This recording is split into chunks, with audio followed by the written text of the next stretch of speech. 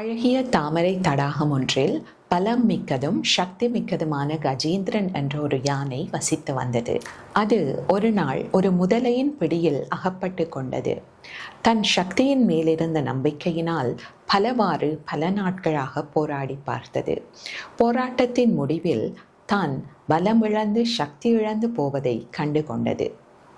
இறுதியாக தனது துதிக்கையை மேலே உயர்த்தி இறைவனிடம் பிரார்த்தித்து நின்றது. மறுகணமே இறைவன் காட்சியளித்து யானைக்கும் முதலைக்கும் மோட்சத்தை அருளினார்.